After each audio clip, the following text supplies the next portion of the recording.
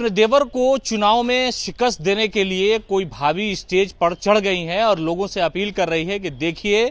जिस तरह से हमारे पति ने आपकी सेवा की थी उसी तरह से आप भी यकीन और विश्वास हमारे अंदर बाकी रखिए और हम जरूर आपकी सेवा करेंगे। दरअसल चुनावी समर चल रहा है। 2024 की तैयारी को लेकर के सभी पार्टी और सभी नेता अपने अपने तरीके से लोगों को लुभाने की पूरी कोशिश कर रहे हैं और हॉट सीट मानी जाती है हाजीपुर की सीट, जहां रामविलास पासवान का एक बड़ा सियासी वर्चस्व रहा, लेकिन उनके मरने के बाद उनकी पार्टी टूटी और टूटने के साथ साथ जो परिवार में सियासी कलह था वो सामने आया। पशुपति कुमार पारस अलग हो गए, चिराग पासवान अलग हो गए, चचा और भतीजे की लड़ाई खुल करके सामने आ गई। लेकिन अब तस्वीरें देखिए कि देवर को हराने के लिए, यानी दिवंगत सांसद रामविलास पासवान की जो पत्नी है रीना पासवान, वो किस तरह से स्टेज पर नजर आ रही हैं और अपने बेटे चिराग पासवान के साथ लोगों का हाथ हिला करके अभिवादन स्वीकार कर रही हैं। और ये कहा जा रहा है कि चुनावी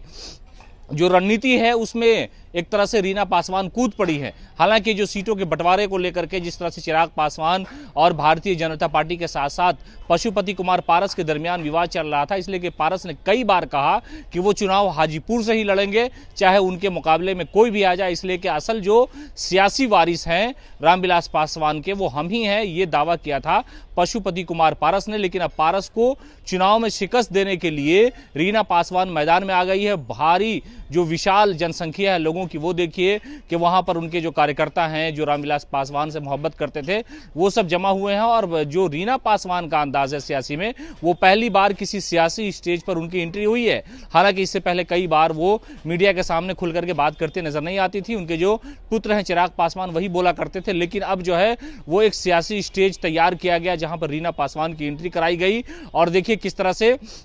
जो उनके देवर हैं यानी पशुपति कुमार पारस जो रामविलास पासवान के भाई हैं, वो लगातार पार्टी के खिलाफ जो गतिविधियां चल रही थी उसको लेकर के कई बार कई तरह की बातें की और ये दावा किया था कि असल वो पारस जो है वो ही रामविलास पासवान के सियासी वारिस हैं और उनका ही सियासी हक है। सियासी वजूद की लड़ाई जो है चचा और भतीजे के दरमियान लगातार चल रही थी। लेकिन इस दौरान रीना पासवान की एंट्री होती है और वो एंट्री जो है काफ़ी धमाकेदार मानी जा रही है, इसलिए कि राजनीति में पहली बार वो किसी भी स्टेज पर लोगों से मुखातिब हैं और हाथ हिला करके लोगों का अभिवादन स्वीकार कर रही हैं। और वो कह रही है कि रामविलास पासवान ने जो सियासत में सपना देखा था, हाजीपुर को जिस तरह से उन्होंने विकास की लाइन में लाकर के खड़ा किया, कई सारे ऐसे ऐतिहासिक काम उन्होंने हाजीपुर की जनता के लिए किया था, उन सारी चीज़ों को दोहराया जा रहा है। और एक तरह से समझिए कि